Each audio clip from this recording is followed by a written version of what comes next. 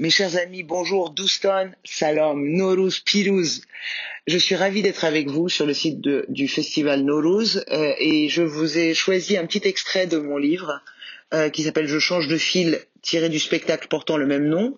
L'extrait que je vous ai choisi s'appelle Le petit Robert et moi. C'est un petit chapitre qui raconte comment ce petit dictionnaire merveilleux m'a permis de me défendre en langue française. Je vous embrasse et j'espère vous voir en vrai très vite. Le petit Robert et moi. Ce qu'il y a de bien avec les enfants sinueuses, c'est que l'âge adulte n'est pas un mirage flou et lointain. La vie et l'urgence poussent l'adulte en devenir, à devenir et vite. J'étais haute comme 3 pommes peut-être, mais presque plus respectable que les adultes qui ne parlent, ne comprennent, ni ne se défendent en français.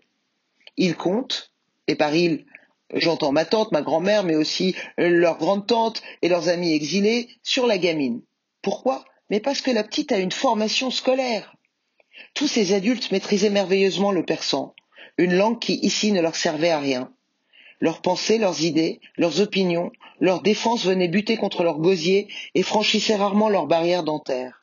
Les sons si essentiels de la langue persane, les appuis sur les voyelles qui traînaient, une main vers le ciel, un sourcil en l'air, la musicalité des vers de Rumi ou d'Omar Khayyam, le chuchotement des vérités, ici, ne valaient pas un clou. Hafez, Sadi, Khayyam, Rumi, le petit Robert et moi. Alors je passais devant les plus beaux mots de notre langue natale et, grâce à 2-3 mouvements de page de mon petit Robert, je devins la patronne, le raïs, la taulière des lieux. Le CM2 fit de moi un être instruit, apte à tout traduire. Un je sous-signé et en avant Guingamp. Je fis ainsi des bonds significatifs en français, notamment grâce à la rigueur et à l'exigence de ma grand-mère.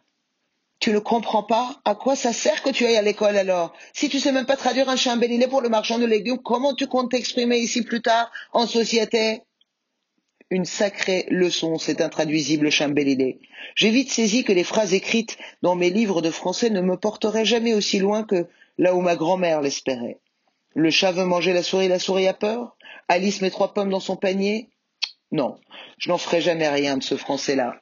Alors chambelliné, nom masculin, fénugrec, aussi appelé trigonelle ou sénégrin, est une plante herbacée, section des protéagineux. Il est utilisé principalement comme plante condimentaire dans la cuisson du rôme sabzi, incontournable plat iranien, Académie française, me voilà.